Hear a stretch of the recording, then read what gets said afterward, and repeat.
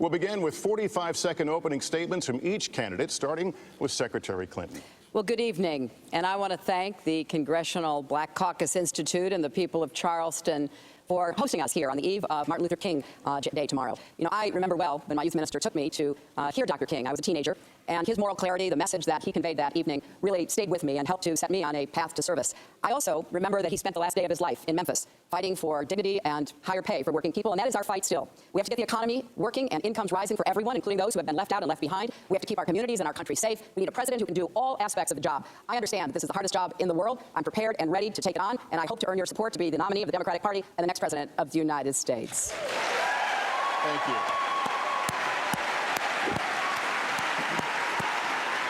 Senator Sanders, your opening statement, sir. Thank you. As we honor the extraordinary life of Dr. Martin Luther King, Jr., it's important not only that we remember what he stood for, but that we pledge to continue his vision to transform our country. And as we look out at our country today, what the American people understand is we have an economy that's rigged, that ordinary Americans are working longer hours for lower wages, 47 million people living in poverty, and almost all of the new income and wealth going to the top 1%. And then, to make a bad situation worse, we have a corrupt campaign finance system where millionaires and billionaires are spending extraordinary amounts of money to buy elections. This campaign is about a political revolution to not only elect the president, but to transform this country. Senator, thank you. All right, to our first question now. The first question I'll be addressing to all of the candidates. President Obama came to office determined to swing for the fences on health care reform. Voters want to know how you would define your presidency. How would you think big? So complete this sentence. In my first 100 days in office, my top 3 priorities will be, fill in the blank. Senator Sanders. Well, that's what our campaign is about. It is thinking big. It is understanding that in the wealthiest country in the history of the world, we should have health care for every man, woman, and child as a right, that we should raise the minimum wage to at least $15 an hour, that we have got to create millions of decent-paying jobs by rebuilding our crumbling infrastructure. So what my first days are about is bringing America together to end the decline of the middle class, to tell the wealthiest people in this country that, yes, they are going to start paying their fair share of taxes, and that we are going to have a government that works for all of us and not just big campaign contributors. Secretary Clinton, same question. My first 100 days in office, my top 3 priorities will be. I would work quickly to present to the Congress my plans for creating more good jobs in manufacturing, infrastructure, clean and renewable energy, raising the minimum wage, and guaranteeing, finally, equal pay for women's work. I would also be presenting my plans to build on the Affordable Care Act and to improve it by decreasing the out-of-pocket costs, by putting a cap on prescription drug costs, by looking for ways that we can put the prescription drug business and the health insurance company business on a more stable platform that doesn't take too much money out of the pockets of hardworking Americans. And third, I would be working in every way that I knew to bring our country together. We do have too much division, too much mean-spiritedness. There's a lot we have to do on immigration reform, on voting rights, on campaign finance reform, but we need to do it together. That's how we'll have the kind of country for the 21st century that we know will guarantee our children and grandchildren the kind of future they deserve. The last couple of weeks of this campaign have featured some of the sharpest exchanges in the race. Let's start with one of them, the issue of guns. Senator Sanders, last week Secretary Clinton called you, quote, a pretty reliable vote for the gun lobby. Right before the debate, you changed your position on immunity from lawsuits for gun manufacturers. Can you tell us why? Well, I think Secretary Clinton knows that what she says is very disingenuous. I have a D- voting record from the NRA. I was in 1988. There were 3 candidates running for Congress in the state of Vermont. I stood up to the gun lobby and came out and maintained the position that in this country, we should not be selling military-style assault weapons.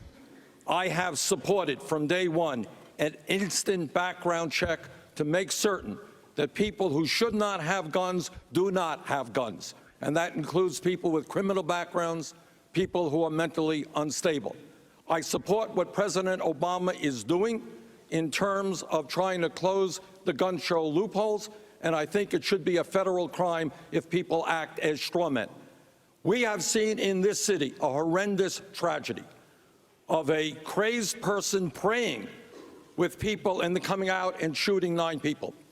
This should not be a political issue.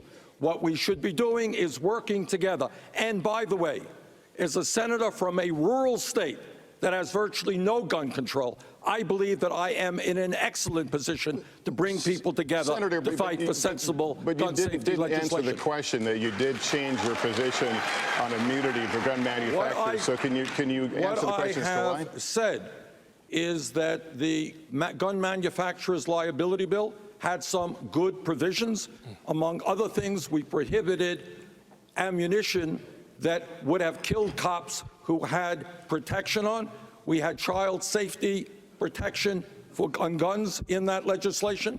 And what we also said is a small mom and pop gun shop who sells a gun legally to somebody should not be held liable if somebody does something terrible with that gun. So what I said is I would relook at it.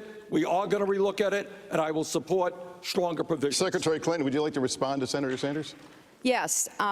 Look, I have made it clear, based on Senator Sanders' own record, that he has voted with the NRA, with the gun lobby, numerous times. He voted against the Brady bill 5 times. He voted for what we call the Charleston loophole. He voted for immunity from gun makers and sellers, which the NRA said was the most important piece of gun legislation in 20 years. He voted to let guns go onto Amtrak, guns go into national parks. He voted against doing research to figure out how we can save lives. Let's not forget what this is about. 90 people a day die from gun violence in our country. That's 33,000 people a year. One of the most horrific examples, not a block from here, where we had 9 people murdered. Now, I am pleased to hear that Senator Sanders has reversed his position on immunity, and I look forward to him joining with those members of Congress who have already introduced legislation. There is no other industry in America that was given the total pass that the gun makers and dealers were, and that needs to be reversed. This is a community that has suffered a lot of heartache in the last year. Of course, as you mentioned, the church shootings. We won't forget the video of Walter Scott being shot in the back while running from police. We understand that a jury will decide whether that police officer was justified, but it played straight to the fears of many African-American men that their lives are cheap. Is that perception, or in your view, is it reality?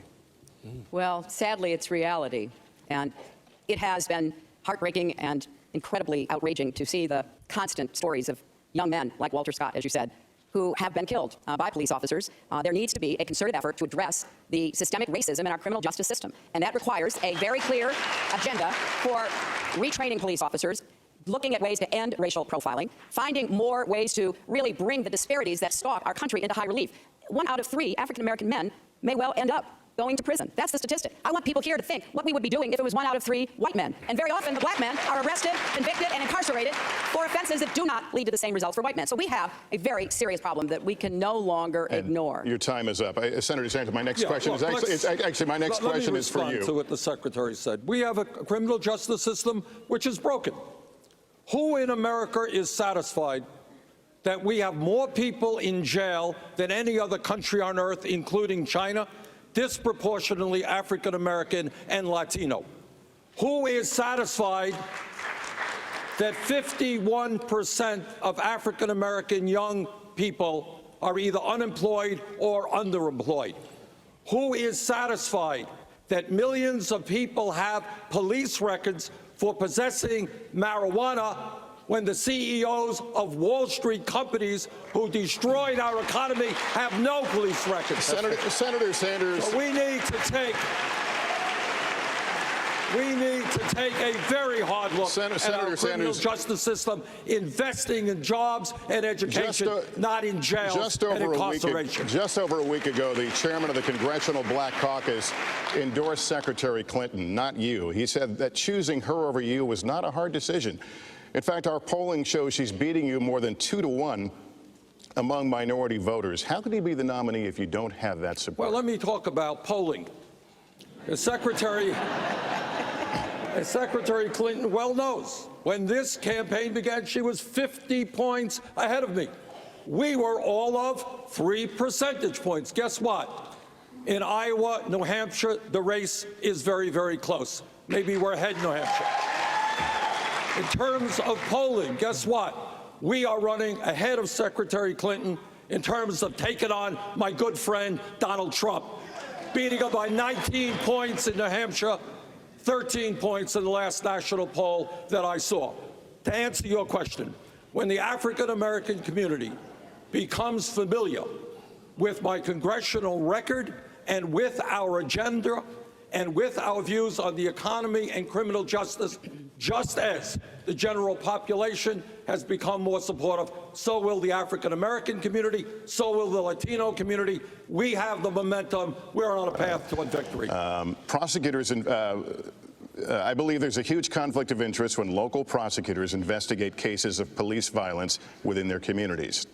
Most recently, we saw this with the non-indictment of the officers involved in the case of 12-year-old Tamir Rice. Right. How would your presidency ensure incidents of police violence are investigated and prosecuted fairly? This is a responsibility for the U.S. Justice Department to get involved. Whenever anybody in this country is killed while in police custody, this should automatically trigger a U.S. Attorney General's investigation.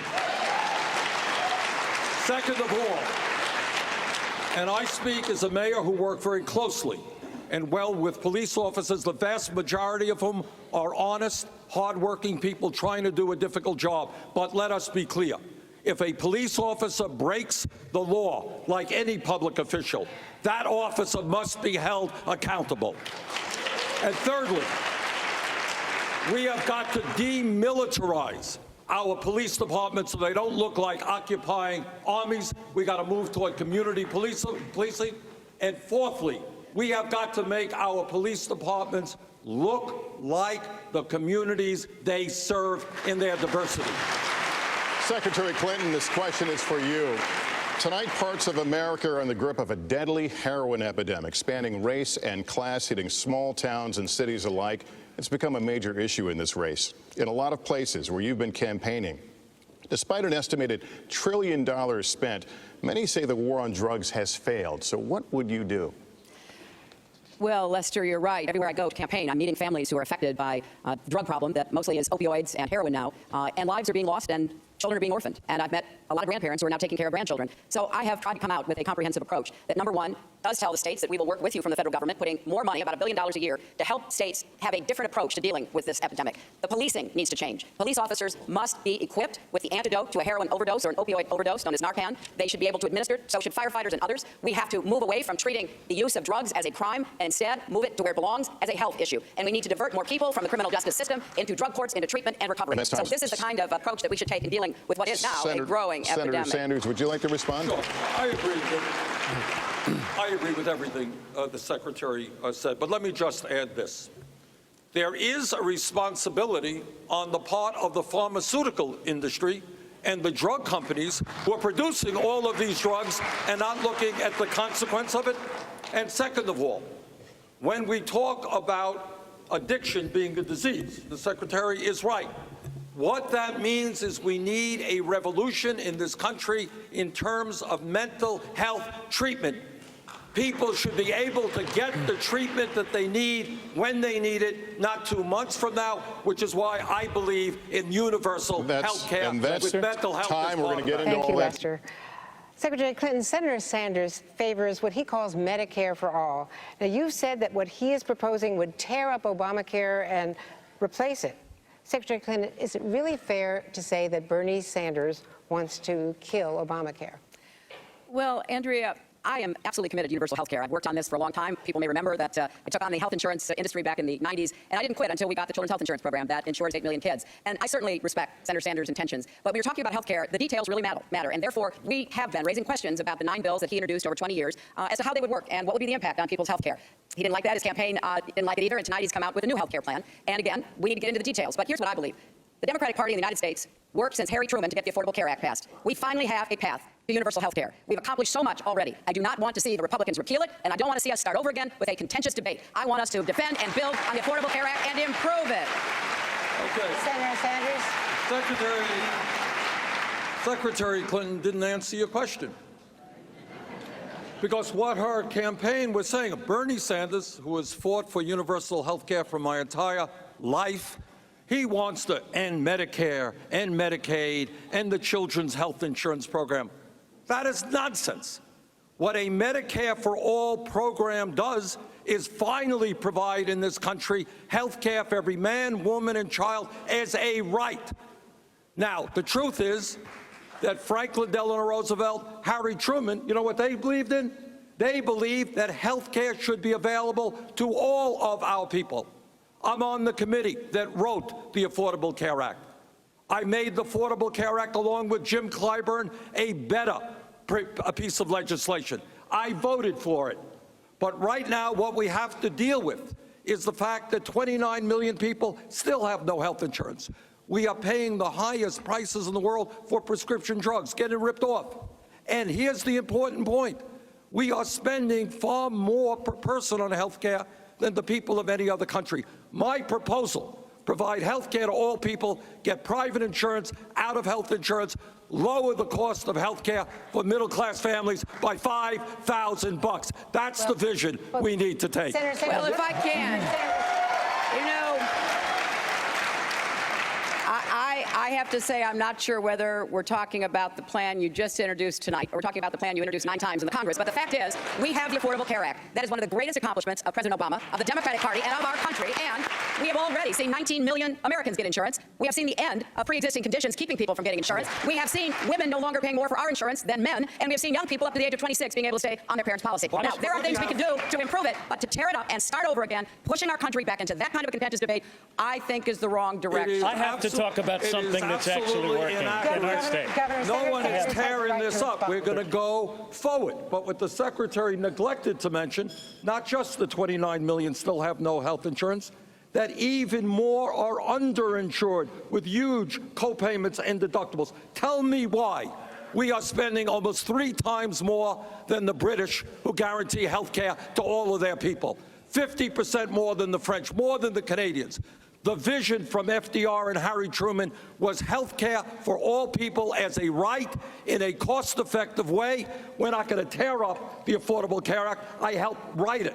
But we are going to move on top of that to a Medicare for all. You've talked about Medicare for all, and tonight you've released a very detailed plan. Not all that detailed, 2 hours before the debate, you did. Well, but let me ask you about Vermont, because in Vermont, you tried in the state of Vermont, and Vermont walked away from this kind of idea of Medicare for all, single payer, because they concluded it would require major tax increases, you might and wanna by some estimates, it would double the budget. If you Andrea, couldn't sell let me it in just say Vermont, this. Let me just say that. You might want to ask the governor of the state of Vermont why he could not do it. I'm not the governor. I'm the senator from the state of Vermont. But second of all, here is what the real point is. In terms of all of the issues you've raised, the good questions you've raised, you know what it all comes down to? Do you know why we can't do what every other country, major country on earth is doing? It's because we have a campaign finance system that is corrupt. We have super PACs. We have the pharmaceutical industry pouring hundreds of millions of dollars into campaign contributions and lobbying, and the private insurance companies as well. What this is really about is not the rational way to go forward. It's Medicare for all. It is whether we have the guts to stand up to the private insurance companies and all of their money and the pharmaceutical industry. That's what this debate should be about. Well, as someone who has a little bit of experience standing up to the health insurance industry that spent, many millions of dollars attacking me, and probably will so again because of what I believe we can do building on the Affordable Care Act, I think it's important to point out that there are a lot of reasons we have the healthcare system we have today. I know how much money influences the political decision-making. That's why I'm for huge campaign finance reform. However, we started a system that had private health insurance, and even during the Affordable Care Act debate, there was an opportunity to vote for what was called the public option. In other words, people could buy into Medicare. And even when the Democrats were in charge of the Congress, we couldn't get the votes for that. So what I'm saying is really simple. This has been the fight of the Democratic Party for decades. We have the Affordable Care Act. Let's make it work. Let's take the models that states are doing. We now have driven costs down to the lowest they've been in 50 years. Now we've got to get individual costs down. That's what I'm planning to do. And that's time. We're going to take a turn now. Secretary Clinton, in his final State of the Union address, President Obama said his biggest regret was his inability to bring the country together. If President Obama couldn't do it, how will you? Great question. Well, I think it's an important point the president made in his State of the Union. And here's what I would say. I will go anywhere to meet with anyone at any time to find common ground. That's what I did as a First Lady when I worked with both Democrats and Republicans to get the children's health insurance program. When I worked with Tom DeLay, one of the most partisan of Republicans, to reform the adoption and foster care system. What I did working in the Senate, where I crossed the aisle often, working even with the senator from South Carolina, Lindsey Graham, to get TRICARE for National Guardsmen and women. And it's what I did as Secretary of State on numerous occasions, and most particularly rounding up 2/3 votes in order to pass a treaty that lowered the nuclear weapons in both Russia and the United States. So I know it's hard, but I also know you've got to work at it every single day. I look out here, I see a lot of my friends from Congress, and I know that they work at it every single day, because maybe you can only find a little sliver of common ground to cooperate with somebody from the other party, but who knows, if you're successful there, maybe you can build even more. Time. That's what I will do. Senator Sanders, a response? A couple of years ago, when we understood that veterans were not getting the quality care they needed in a timely manner, I worked with folks like John McCain and others to pass the most comprehensive veterans health care legislation in modern history. But let me rephrase your question, because I think, if, in all due respect, your expression, in all due respect, you're missing the main point. And the main point in the Congress is not that Republicans and Democrats hate each other. That's a mythology from the media. The real issue is that Congress is owned by big money and refuses to do what the American people want them to do. The real issue is that in area after area, raising the minimum wage to $15 an hour, the American people want it. Rebuilding our crumbling infrastructure, creating 13 million jobs, the American people want it. Pay equity for women, the American people want it. Demanding that the wealthy start paying their fair share of taxes, the American people want That's it. time, but let me continue with you. We have got to make Congress respond to the needs of the people, not big money Senator interests. Sanders, let me continue. You call yourself a democratic socialist, and throughout your career in politics, you've been critical of the Democratic Party, even saying in a book you wrote, quote, there wasn't a hell of a big difference between the two major parties. How will you win a general election labeling yourself a democratic socialist? Because what I believe and what I was just saying, the Democratic Party needs major reform. To those of you in South Carolina, you know what, in Mississippi, we need a 50-state strategy so that people in South Carolina and Mississippi can get the resources that they need. Instead of being dependent on super PACs, what we need is to be dependent on small individual campaign contributors. We need an agenda that speaks to the needs of working families and low-income people, not wealthy campaign contributors. Yeah, but Senator, We need to expand what the input into the Democratic Party. I am very proud that in this campaign, we have seen an enormous amount of excitement from young people, from working people. We have received more individual contributions than any candidate in the history of this country up to this Secretary point. Clinton. Well, thanks for the question, and congratulations on 5 million viewers on YouTube. That's quite an accomplishment. Look, this election is mostly about the future, and therefore it is of greatest urgency for young people.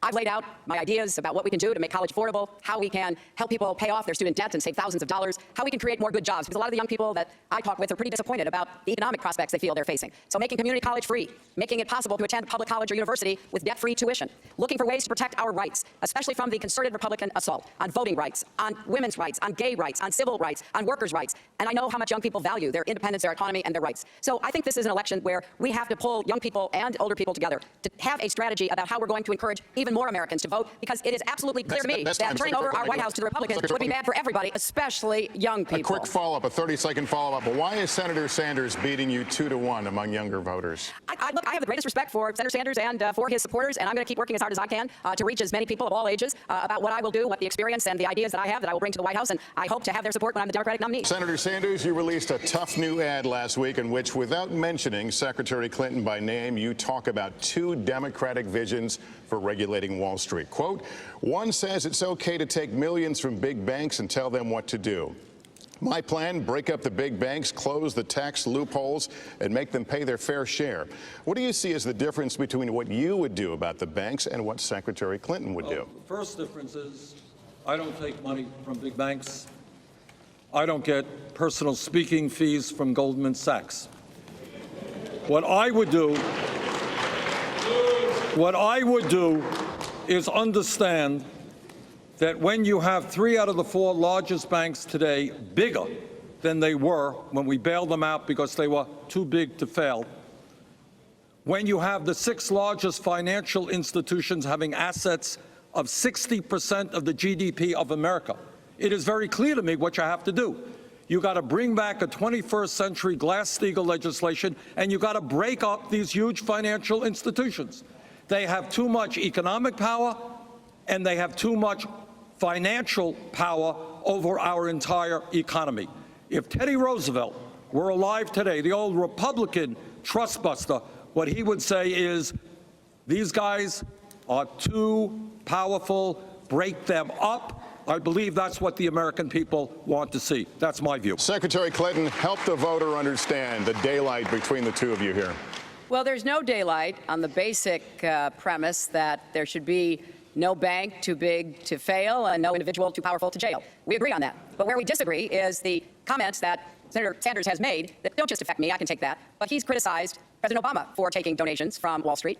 And President Obama has led our country out of the Great Recession. Senator Sanders called him weak, disappointing. He even in 2011 publicly sought someone to run in a primary against President Obama. Now, I personally believe that President Obama's work to push through the Dodd-Frank bill, and then to sign it was one of the most important regulatory schemes we've had since the 1930s. So I'm going to defend Dodd-Frank, and I'm going to defend President Obama for taking on Wall Street, taking on the financial industry, and getting results. Senator Sanders, a response. Set the record right. In 2006, when I ran for the Senate, Senator Barack Obama was kind enough to campaign for me. 2008, I did my best to see that he was elected, and in 2012, I worked as hard as I could to see that he was reelected. He and I are friends. We've worked together on many issues. We have some differences of opinion. But here is the issue. Secretary touched on it. Can you really reform Wall Street when they are spending millions and millions of dollars on campaign contributions, and when they are providing speaker fees to individuals? So it's easy to say, well, I'm going to do this and do that. But I have doubts when people receive huge amounts of money from Wall Street. I am very proud.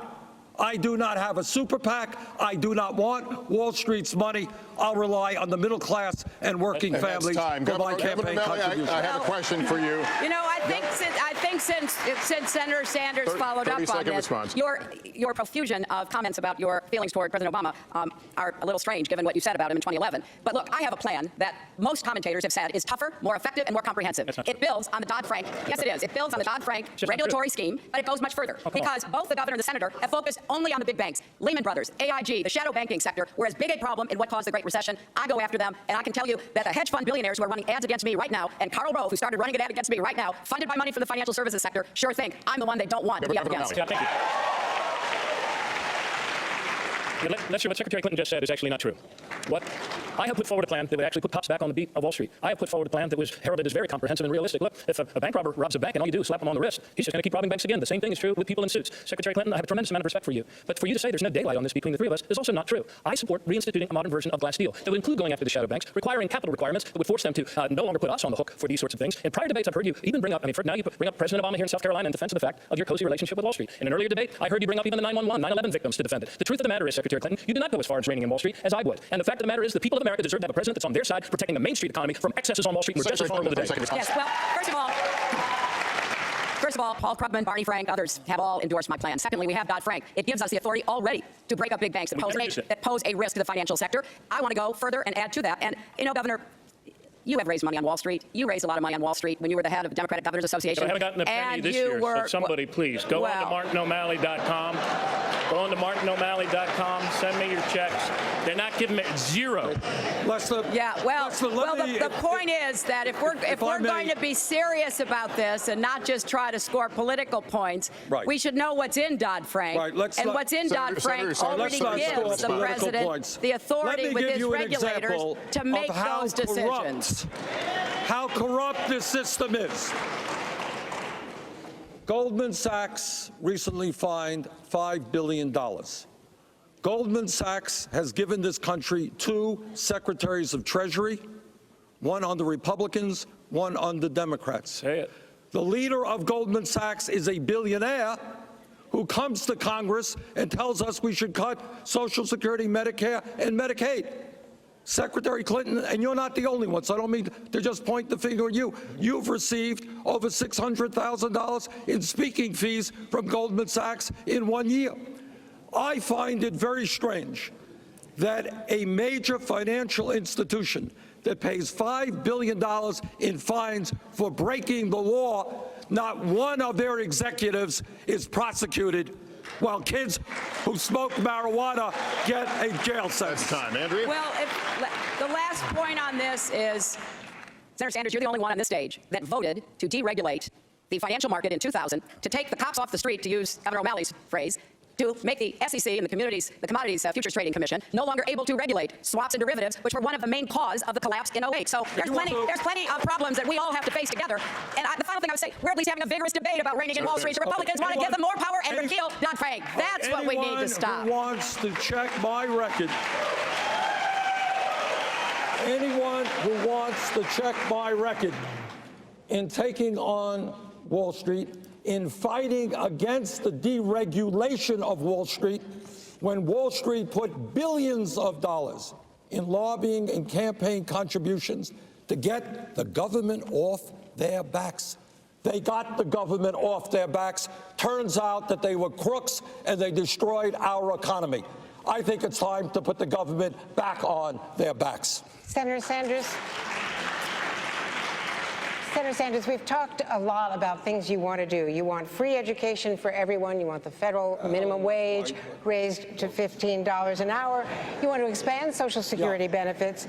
You've been specific about what you want, but let's talk about how to pay for all this. You now said that you would raise taxes today, 2 hours or so ago. You've said you would raise taxes to pay for your health care plan. You haven't been specific about how to pay for the other things. Will you tell us tonight? Good. You're right. I want to rebuild our crumbling infrastructure, create 13 million jobs. We do that by doing away with the absurd loophole that now allows major profitable corporations to stash their money in the Cayman Islands and not, in some years, pay a nickel in taxes. Yes, I do. I plead guilty. I want every kid in this country who has the ability to be able to go to a public college or university tuition-free. And by the way, I want to substantially lower student debt interest rates in this country as well. How do I pay for it? I pay for it through a tax on Wall Street speculation.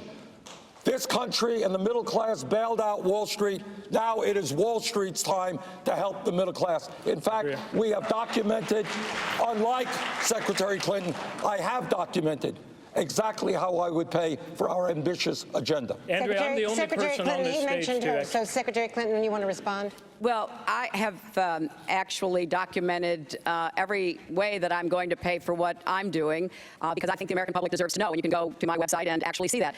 But there are serious questions about how we're going to pay for what we want to see our country do. And I'm the only candidate standing here tonight who has said, I will not raise taxes on the middle class. I want to raise incomes, not taxes. And I'm going to do everything I can to make sure that the wealthy pay for debt-free tuition, for childcare, for paid family leave, to help us bring down student debt. We're going to refinance that student debt, saving kids thousands of dollars. Yeah, and that will also come out of some of the pockets of people in the financial services industry. But I will tell you exactly how I pay for everything I propose.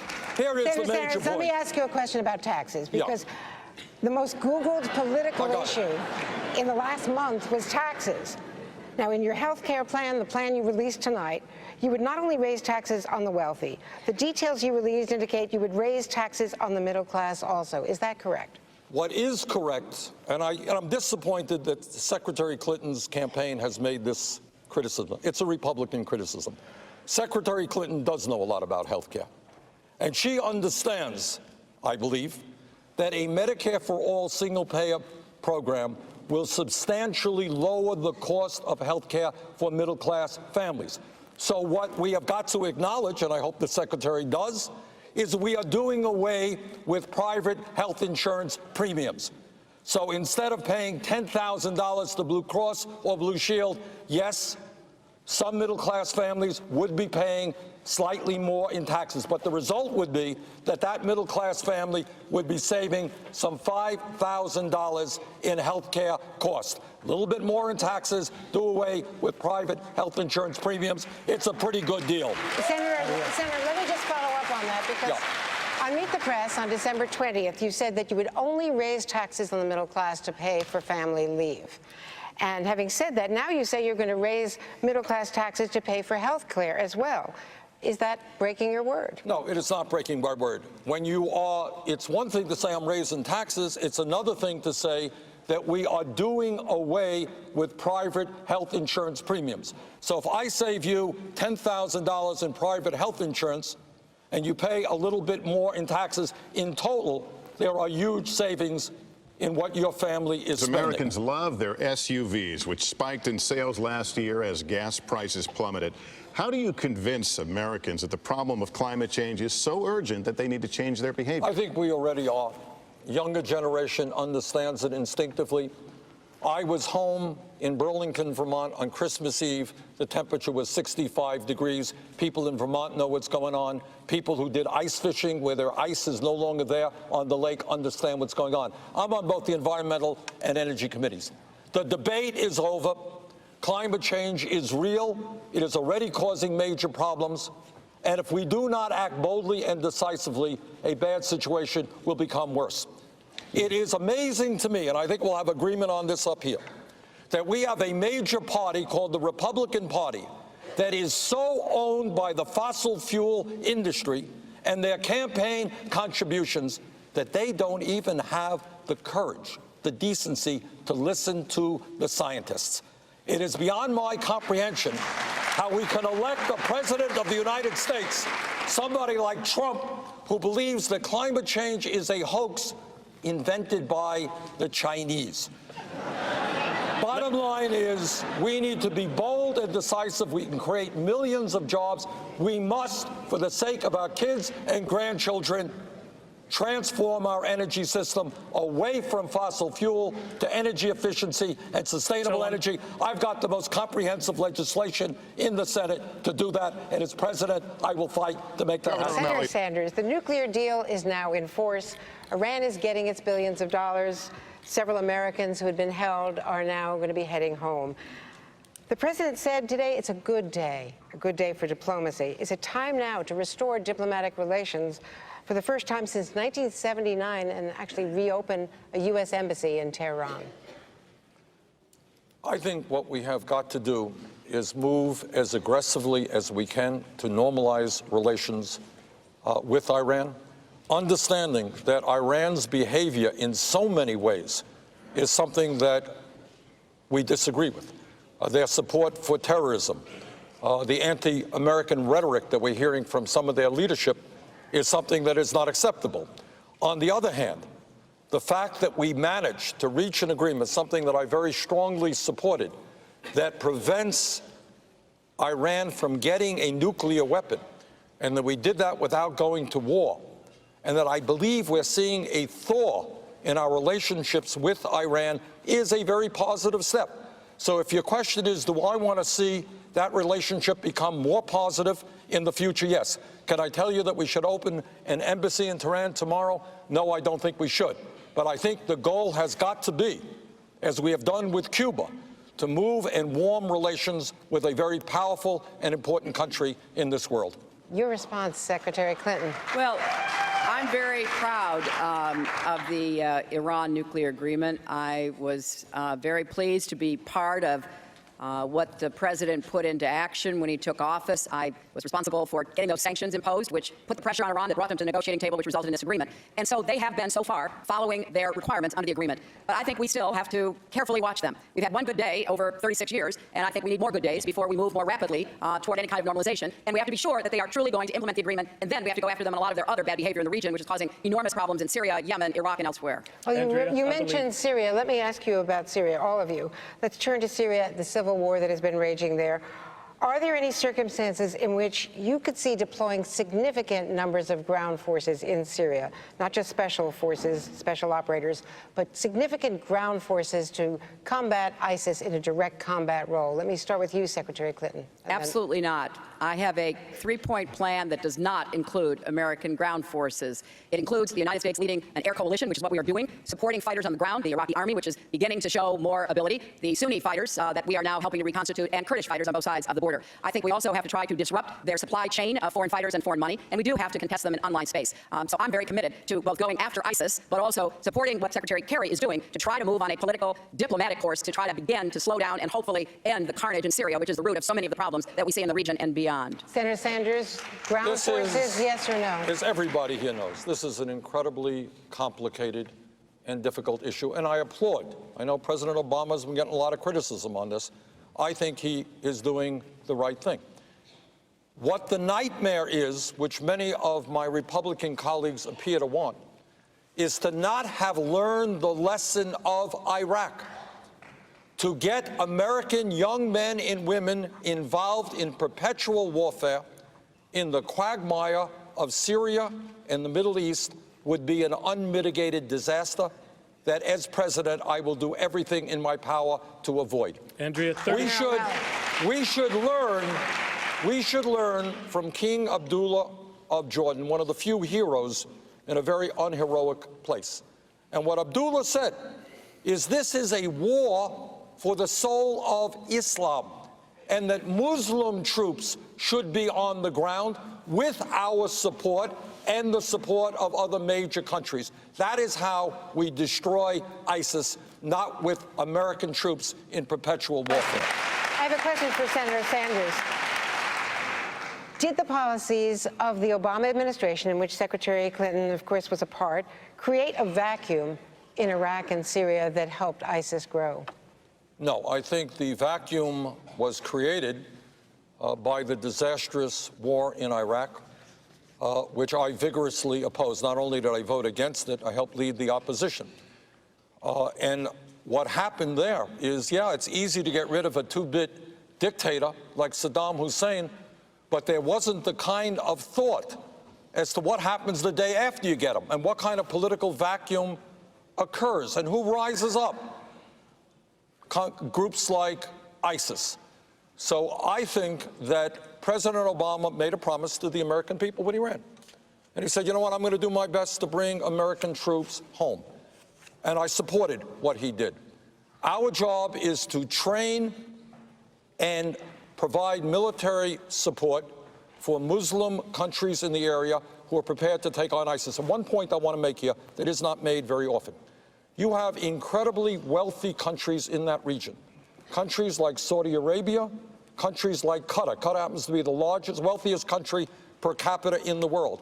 They have got to start putting in some skin in the game and not just ask the United States to do it. Secretary Clinton, I want to talk to you about red lines because former Defense Secretary Chuck Hagel said in a recent interview that President Obama's decision to stand down on planned missile strikes against Damascus after Assad had used chemical weapons hurt the president's credibility. Should the president have stuck to his red line once he drew it? Look, I think that the president's decision to go after the chemical weapons once there was a potential opportunity to build on when the Russians opened that door resulted in a very positive outcome. We were able to get the chemical weapons out. I know from my own experience as Secretary of State that we were deeply worried about Assad's forces using chemical weapons because it would have had not only a horrific effect on people in Syria, but it could very well have affected the surrounding states, Jordan, Israel, Lebanon, Turkey. So getting those chemical weapons out was a big deal. Should he have stuck to his line? I think as Commander-in-Chief, you've got to constantly be evaluating the decisions you have to make. I know a little bit about this, having spent many hours in the Situation Room advising President Obama. And I want to just add to something that Senator Sanders said. The United States had a very big interest in trying to help stabilize the region. If there is any blame to be spread around, it starts with the Prime Minister of Iraq, who sectarianized his military, setting Shia against Sunni. It is amplified by Assad, who has waged one of the bloodiest, most terrible attacks on his own people, 250,000 plus dead, millions fleeing, causing this vacuum that has been filled, unfortunately, by terrorist groups, including ISIS. So I think we are in the midst of great turmoil in this region. We have a proxy conflict going on between Saudi Arabia and Iran. And one of the criticisms I've had of Senator Sanders is his suggestion that Iranian troops be used to try to end the war in Syria and go after ISIS, which I don't think would be a good idea. But overall, a lot of the forces at work in the region are ones that we cannot directly influence, but we can let me try suggest- to bring more we still help lack to human the Let me intelligence just to understand what Sanders. happens next. Where Secretary Clinton and I agree with most of what she said, but where I think we do have an honest disagreement is that in the incredible quagmire of Syria, where it's hard to know who's fighting who, and if you give arms to this guy, it may end up in ISIS's hands the next day. We all know that. And we all know, no argument, the Secretary is absolutely right. Assad is a butcher of his own people, man using chemical weapons against his own people. This is beyond disgusting.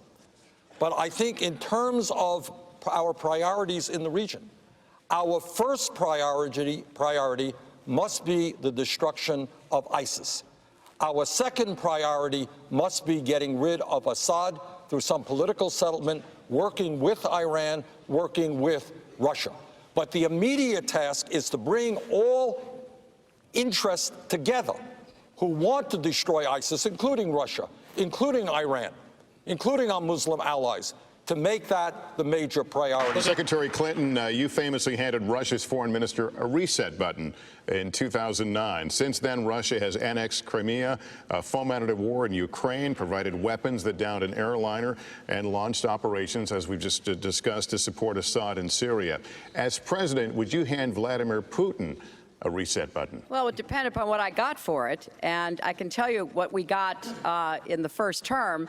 We got a New START treaty to reduce nuclear weapons between the United States and Russia. We got permission to resupply our troops in Afghanistan by traveling across Russia. We got Russia to sign on to our sanctions against Iran and other very important commitments. So, look, in diplomacy, you are always trying to see how you can figure out the interests of the other to see if there isn't some way you can advance your security and your values. When Putin came back in the fall of 2011, it was very clear he came back with a mission. And I began speaking out as soon as that happened because there were some fraudulent elections held and Russians poured out into the streets to demand their freedom. And he cracked down and, in fact, accused me of fomenting it. So we now know that he has a mixed record, to say the least. And we have to figure out how to deal with him. What's your relationship with him? Well, my relationship with him, it's interesting. It's one, I think, of respect. We've had some very tough dealings with one another, and I know that he's someone that you have to continually stand up to because, like many bullies, he is somebody who will take as much as he possibly can unless you do. And we need to get the Europeans to be more willing to stand up. I was pleased they put sanctions on after Crimea and eastern Ukraine and the downing of the airliner, but we've got to be more united in preventing Putin from taking a more aggressive stance in Europe and the Middle East. I just wanted to add, in the previous question, I voted against the USA Patriot Act for many of the reasons that Governor O'Malley mentioned. But it is not only the government that we have to worry about, it is private corporations. You would all be amazed, or maybe not, about the amount of information private companies and the government has in terms of the websites that you access, the products that you buy, where you are this very moment. And it is very clear to me that public policy has not caught up with the explosion of technology. So yes, we have to work with Silicon Valley to make sure that we do not allow ISIS to transmit information. But in terms of lone wolves, the threat, how would you do What we have got to do there is, among other things, as I was just saying, have Silicon Valley help us to make sure that information being transmitted through the internet or in other ways by ISIS is in fact discovered. But I do believe we can do that without violating the constitutional and privacy rights of the American.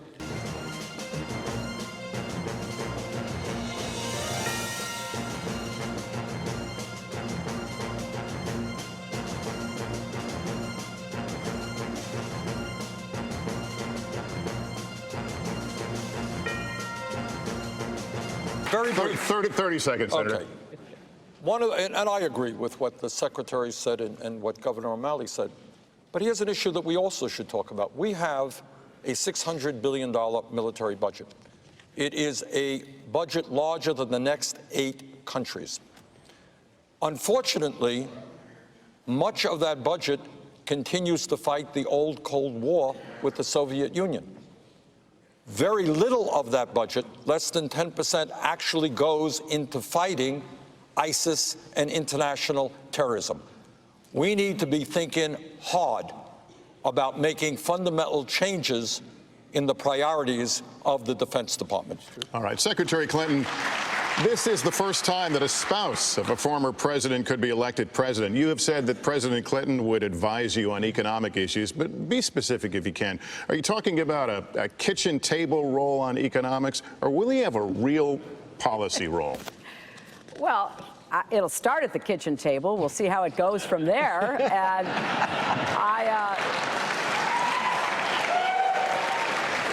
I'm going to have the very best advisors that I can possibly have. And when it comes to the economy and what was accomplished under my husband's leadership in the 90s, especially when it came to raising incomes for everybody and lifting more people out of poverty than any time in recent history, you bet I'm going to ask for his ideas, I'm going to ask for his advice, and I'm going to use him as a goodwill emissary to go around the country to find the best ideas we've got. Because I do believe, as he said, everything that's wrong with America has been solved somewhere in America. We just have to do more of it, and we have to reach out, especially to poor communities and communities of color, to give more people their own chance to get ahead. Senator Sanders, a 30-second response, sir. Great ideas from Governor O'Malley, Secretary Clinton. But here's the truth. If you have an administration stacked with Wall Street appointees, you ain't going to accomplish very much. So here's a promise that I make. And I mentioned a moment ago how corrupt the system is. Goldman Sachs, paying a $5 billion fine, gives this country in recent history a Republican Secretary of Treasury, a Democratic Secretary of Treasury. Here's a promise. If elected president, Goldman Sachs is not going to bring forth a Secretary of Treasury for a Sanders administration. Senator Sanders, let me ask you a question. You called Bill Clinton's past transgressions, quote, totally, totally, totally disgraceful and unacceptable. Senator, do you regret saying that? I was asked a question. You know, one of the things, Andrea, and that question annoys me. I cannot walk down the street, Secretary Clinton knows this, without being told how much I have to attack Secretary Clinton. Want to get me on the front pages of the paper, I make some vicious attack. I have avoided doing that, trying to run an issue-oriented campaign.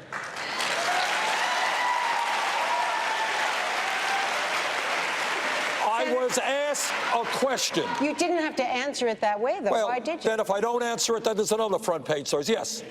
And I mean this seriously. You know that. We've been through this. Yes, his behavior was deplorable. Have I ever once said a word about that issue? No, I have not. I'm going to debate Secretary Clinton and Governor O'Malley on the issues facing the American people, not Bill Clinton's personal behavior.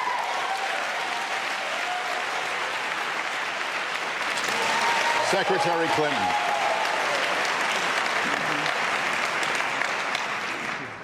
Well, Lester, I spent a lot of time last week being outraged by what's happening in Flint, Michigan, and I think every single American should be outraged.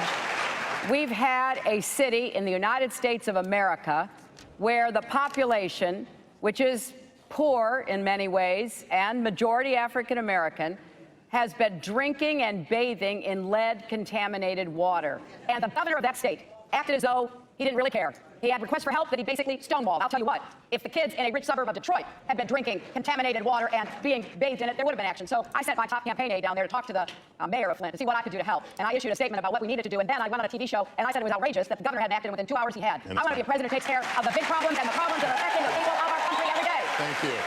Senator Sanders.